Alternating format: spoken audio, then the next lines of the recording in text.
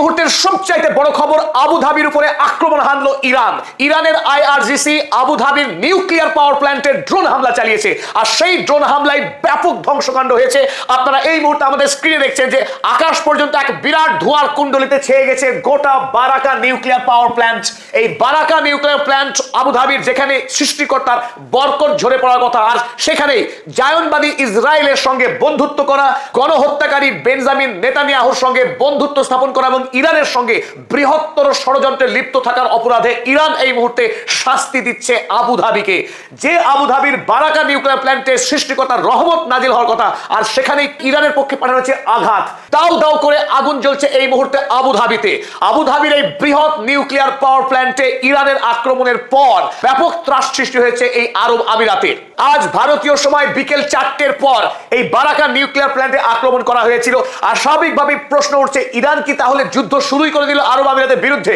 কারণ আরব আমিরাত ইসরায়েল যুদ্ধে ধারাবাহিকভাবে আমেরিকা এবং ইসরায়েলের সঙ্গে সহযোগিতা করেই থেমে থাকেনি, বরং সমস্ত আরব দেশগুলিকে, পারস্য উপসাগরীয় দেশগুলিকে ঐক্যবদ্ধ করে ইরানের বিরুদ্ধে যুদ্ধে নামতে চেয়েছিল মোহাম্মদ বিন জায়েদ নাহিয়ান। তার প্রমাণ বাইরে বের করেছে ব্লুমবার্গ কাগজ।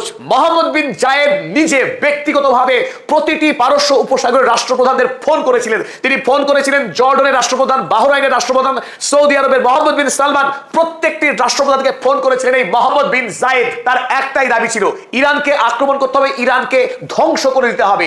সেই মোহাম্মদ বিন জায়েদকে উপযুক্ত শাস্তি দিচ্ছেন এবার আয়াতুল্লাহ মুজতবা খামেনেই। স্বাভাবিকভাবে এই খবর আগুনের মতো ছড়িয়ে পড়েছে গোটা পৃথিবীতে। কিছুক্ষণ আগে ঘটা এই ঘটনার খবর ইতিমধ্যেই করেছে ভারতীয় বিখ্যাত দৈনিক দ্য হিন্দু। দ্য হিন্দু লিখেছে, Iran Israel war live, fire breaks out after drone strike on UAE nuclear power plant authorities। আরব আমিরাতের নিউক্লিয়ার পাওয়ার প্ল্যান্টে ড্রোন হামলার পর ব্যাপকভাবে অগ্নি সংযোগ ঘটে গেছে, এই খবর জানিয়েছে আরব আমিরাতের কর্তৃপক্ষ। আর ইরান যখন আরব আমিরাতের উপরে আক্রমণ করা শুরু করেছে, সেই সময় কিন্তু আমেরিকা যুক্তরাষ্ট্র এবং ইসরায়েল তারাও চূড়ান্ত প্রস্তুতি শেষ করেছে ইরানের নতুন করে যুদ্ধ শুরু করবার। গতকাল আমেরিকার নিউ ইয়র্ক টাইমস খবরের কাগজ তারা সংবাদ করেছে যে খুব শীঘ্রই, এক সপ্তাহের মধ্যেই আরো একবার ইরান যুদ্ধ শুরু হতে যাচ্ছে। কারণ আমেরিকা যুক্তরাষ্ট্র এবং ইসরায়েল এই দুই দেশ মুখিয়ে আছে যে কোনো মুহূর্তে ইরান হামলা করবার জন্য। চলুন আমরা দেখে নিব হেডলাইনটি।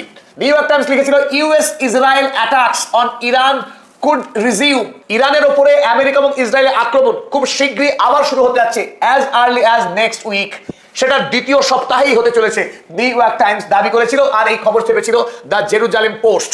তারপর আজ নতুন করে আবার দ্য টাইমস অফ ইসরায়েল একই খবর ছেপেছে নতুন ভাবে, Israel US ready for renewed strikes on Iran for as early as next week. একেবারে আগামী সপ্তাহের মধ্যেই নতুন করে ইরান আক্রমণের জন্য প্রস্তুতি সম্পন্ন করে চলেছে ইসরায়েল এবং আমেরিকা যুক্তরাষ্ট্র। আর এখান থেকে আমরা খুব সহজে আঁচ করতে পারছি যুদ্ধ খুব দূরে নয়। একটি যুদ্ধ করে চূড়ান্ত নাস্তানুবাদ ও হয়রানি হবার পরেও ডোনাল্ড ট্রাম্পের স্বাদ মেটেনি, ইরানের হাতে মার খেয়ে নতুন করে আরো একবার ইরান যুদ্ধে বিধ্বস্ত হওয়ার জন্য প্রস্তুতি নিচ্ছেন ডোনাল্ড ট্রাম্প। আর গোটা পৃথিবীর মানব জাতির এই নরকীট বেঞ্জামিন নেতানিয়াহু, তিনিও আরো একবার নিরীহ ইরানবাসীর রক্ত পান করবার জন্য মুখিয়ে আসেন। আর এই হিংস্র হায়ানা বাহিনীকে মোকাবেলা করবার জন্য এই মুহূর্তে শুধুমাত্র ইরানের আইআরজিসি নয়, সেনাবাহিনী নয়, কিংবা দেশের স্বেচ্ছাসেবী সৈন্যবাহিনী বাসিজ তারাই নয়, ইরানের সাধারণ জনতা যারা আমেরিকা এবং ইসরায়েলের বিরুদ্ধে যুদ্ধ করবার জন্য, যুদ্ধ করে আত্মবলিদান করবার জন্য 35 মিলিয়ন, তার মানে 3.5 কোটি ইরানবাসীর নাম লিখিয়েছেন জান ফাদা প্রকল্পে। এই 3.5 কোটি ইরানবাসীকে ইসরায়েল এবং আমেরিকার বিরুদ্ধে হাইটেক যুদ্ধে লড়বার প্রশিক্ষণ দেওয়া এক কথায় অসম্ভব। তাই ইরান পৃথিবীর ইতিহাসে প্রথম কোন দেশ যারা টেলিভাইজড মিলিটারি ট্রেনিং এর ব্যবস্থা করেছে। ইরানের জাতীয় টেলিভিশন সরকারিভাবে সম্প্রচার করছে কিভাবে যুদ্ধ করতে হবে, সেই যুদ্ধের প্রশিক্ষণ দেওয়া হচ্ছে এখন ইরান সরকারের পক্ষে ইরানের জাতীয় টেলিভিশনের মাধ্যমে। গোটা দেশের 3.5 কোটি ইরানবাসী তারা টেলিভিশন দেখে অস্ত্রের প্রস্তুতি গ্রহণ করছে। সত্যি পৃথিবীর ইতিহাসে একটা বিরল দৃশ্য, বিরল ঘটনা। দেশকে রক্ষা করবার জন্য বিদেশে উন্নত চাকরি ছেড়ে দিয়ে লক্ষ লক্ষ ইরানবাসী তারা দেশে ফিরে এসেছেন কেবল শহীদ হবার জন্য, আত্মবলিদান দেওয়ার জন্য। জায়নবাদী ইসরায়েল এবং আমেরিকার আগ্রাসনকে প্রতিরোধ করবার জন্য ইরানের 4000 বছরের যে ঐতিহ্য, তার সংস্কৃতি, তার বীরত্বের ইতিহাসকে অক্ষত রাখবার জন্য দেশের সেনাবাহিনীর পাশাপাশি দেশের সাধারণ মানুষ যাদের বয়স 12 থেকে 60 বছরের মধ্যে, এমন কোটি কোটি ইরানবাসী যাদের সংখ্যা 3.5 কোটি সাধারণ ইরানবাসী, তারা নাম লিখিয়েছেন ইরানের জানফাদা প্রকল্পে, যার সবার আগে দাঁড়িয়েছেন ইরানের রাষ্ট্রপতি মাসুদ পেজেশকিয়ান। তিনি নিজে এই জানফাদার সৈন্যবাহিনীর সামনে দাঁড়িয়ে নেতৃত্ব দেবেন সেই কথাই জানিয়েছেন। আমেরিকা এবং ইসরায়েল তারা ঘোষণা করেছে শীঘ্রই আক্রমণ শুরু করলেই ইরানের পাওয়ার স্টেশনে তারা আক্রমণ করবে, গোটা ইরানকে তারা অন্ধকারে ডুবিয়ে দেবে।